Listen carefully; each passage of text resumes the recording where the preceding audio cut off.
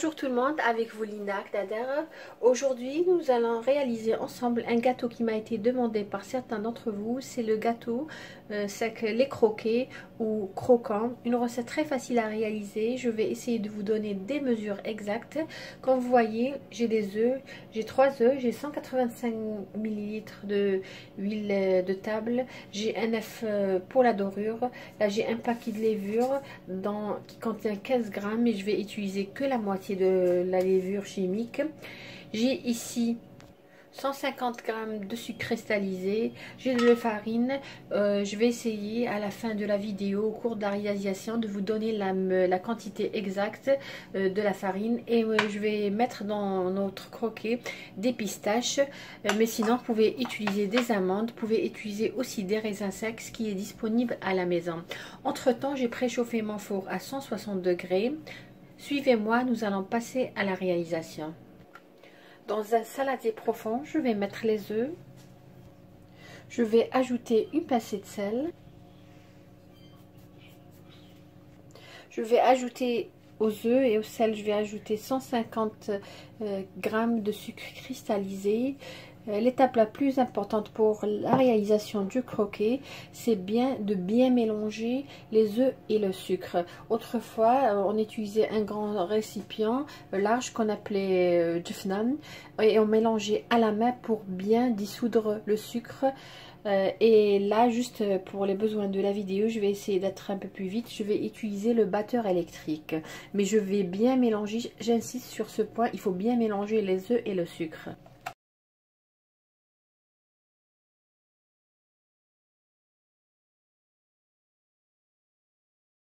Voilà, comme vous voyez, c'est pas pour doubler le volume de notre mélange, mais tout simplement pour bien dissoudre le sucre.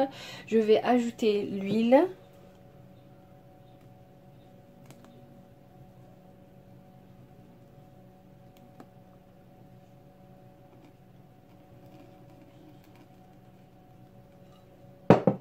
Je vais aussi bien mélanger.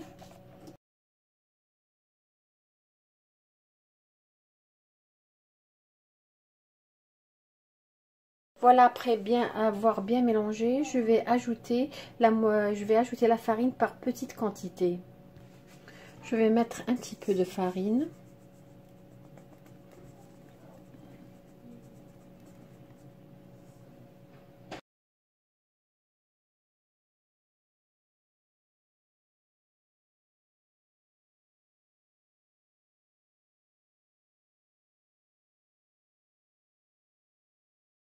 Le but, c'est d'obtenir une pâte plus ferme que la pâte à sabler, mais une pâte malléable, bien sûr.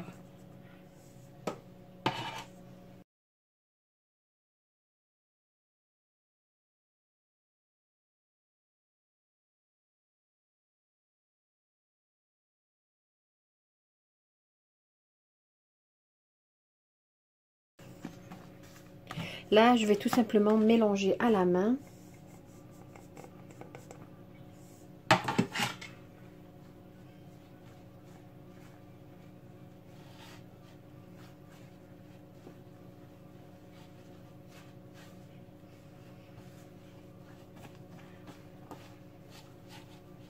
Je vais ajouter maintenant la moitié du paquet de levure, c'est-à-dire à peu près 7,5 g.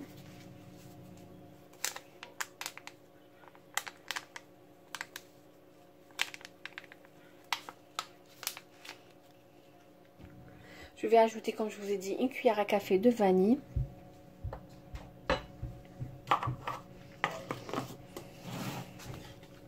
Je vais ajouter un petit peu de farine.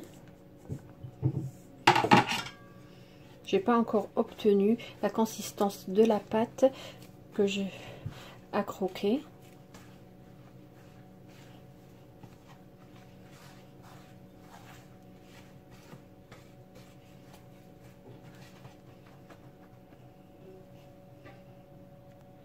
Je vais ajouter encore de la farine.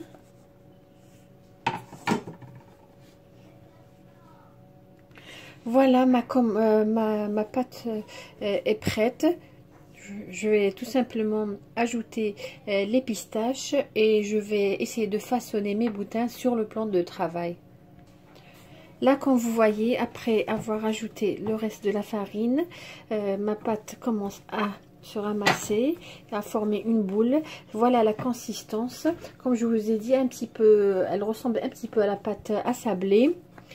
Voilà, alors pour la farine, j'ai mis à peu près 450 grammes. Moi, comme je vous ai dit, je vous dis à chaque fois, la farine diffère. Ici en Angleterre, j'utilise la farine classique plain flour. Pour la farine, comme je vous ai dit, 450 grammes. Mais si vous préparez chez vous, je vous conseillerais d'ajouter la farine par petite quantité afin d'obtenir tout simplement cette pâte. Là, je vais ajouter les pistaches. Moi, j'ai mis des pistaches. Vous pouvez mettre des amandes, vous pouvez mettre des raisins secs, ce qui est disponible à la maison. Et vous pouvez tout simplement laisser le croquet tel qu'il est. Après avoir ajouté les pistaches, je vais tout simplement transférer ma pâte sur mon plan de travail.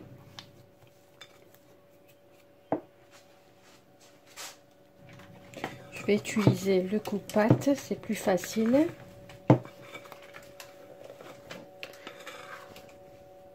Comme vous voyez, j'ai pas ajouté de la farine. Dès que j'ai obtenu la consistance de la pâte que je voulais, je vais juste fariner un petit peu mon plan de travail. Et qu'est-ce que je vais faire? Je vais pas ajouter, même si la pâte est collante, je vais pas ajouter encore de la farine, sinon la pâte deviendra plus sèche. Je vais tout simplement mettre un peu d'huile dans mes mains. Voilà.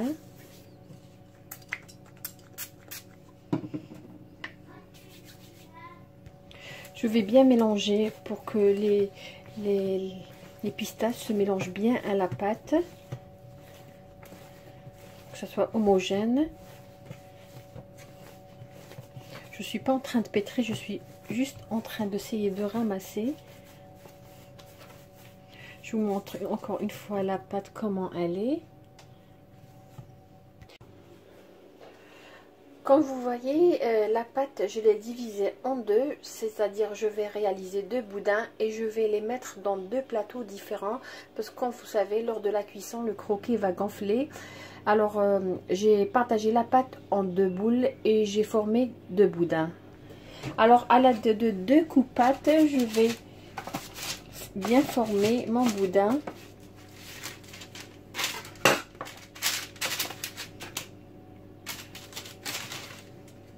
Voilà, je vais badigeonner la surface avec le jaune d'œuf. Voilà.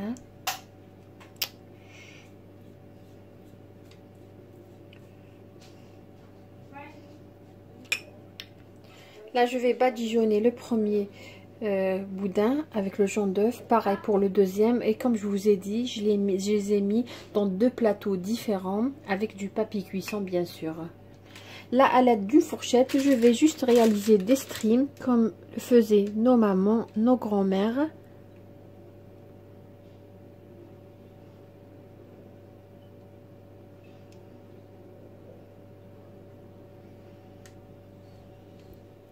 Le croquet reste un gâteau indémodable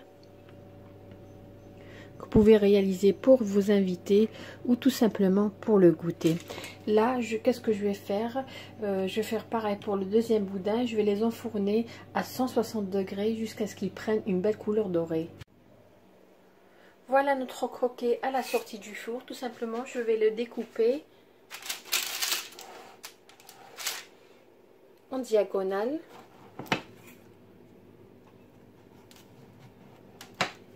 Après les avoir découpés, je vais les remettre dans le four pendant quelques minutes pour qu'elles prennent une belle couleur dorée. Voilà nos croquets, comment ils se présentent. Moi, personnellement, je les aime pas trop croustillants, alors je les ai laissés à peu près une minute dans le four. Mais si vous aimez qu'ils soient croustillants et bien dorés, laissez-les à peu près 2-3 minutes de plus. J'espère que vous avez aimé cette recette que j'ai réalisée pour vous aujourd'hui. Si c'est le cas, n'hésitez pas à liker ma vidéo et à laisser un commentaire. Si vous avez des questions, n'hésitez pas à les poster en commentaire aussi. Je vous remercie de m'avoir suivi le long de cette vidéo. Je vous souhaite une agréable journée, bon week-end et à la prochaine vidéo. Merci.